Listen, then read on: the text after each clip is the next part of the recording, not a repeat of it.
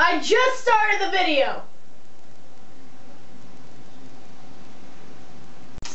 Hello, this is like the 14th time I've made this video because it's just not working.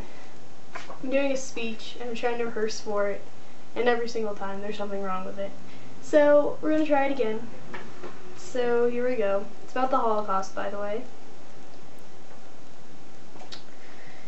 12 million people died in the Holocaust. This number is equivalent to the number of deaths in 9/11 multiplied by 4,000. The three main parts that made the Holocaust so horrifying were the trains, medical experiments, and the means by which they disposed of the bodies. First, we'll go to where it all began, the trains. Up to 150 people were stuffed into cattle trains so they could be transported to concentration camps. This number was always held constant because they would stop periodically to take the dead bodies out and replenish with new victims. There was no ventilation, toilets, food, or water, so disease spread rapidly, and usually half the people that were on the trains died before they even got to the camps. The longest recorded journey took 18 days to complete. The next common practice in the camps were medical experiments. They were usually performed on twins, dwarves, or people with other deformities. The first example is burning by radiation. The second is bomb injections, in which they would inject a bomb into you and wait for it to implode. The next one is soaking in alcohol, in which they would soak a dead body in alcohol so they could have the pleasure of ripping off the skin. Another experiment were starvation experiments. Self-explanatory. Air pressure experiments were used to see how high German pilots could go before the air pressure killed them. Finally, they had to dispose of all the dead bodies. The most popular way was by burning.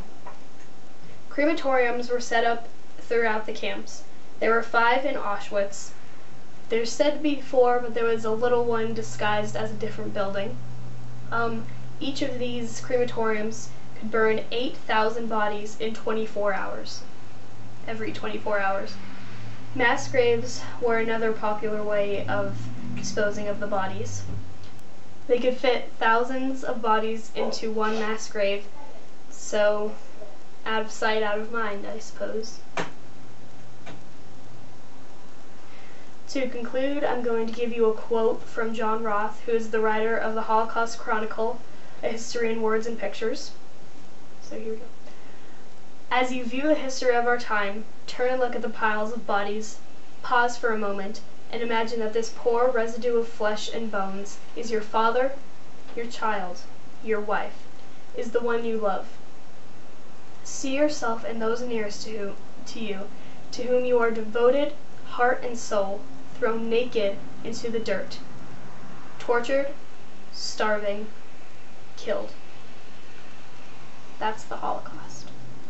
So there's my speech, and hopefully this was a good take because I don't want to do it again. So thanks for watching.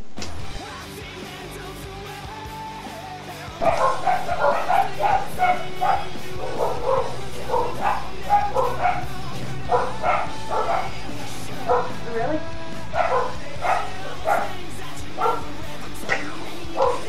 Hello. Today I'm going to be doing a speech for you because I have to rehearse and I don't want to look at myself.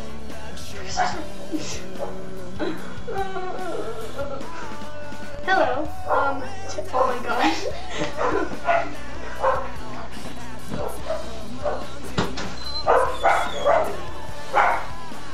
Every time I press the button to go, they start barking. The desk doesn't shut. Every time! They're almost done. Oh my gosh! Soak dead bodies in alcohol for a few weeks. This was done so that German officials, or really anyone. Really? Oh, blooper! 10 points.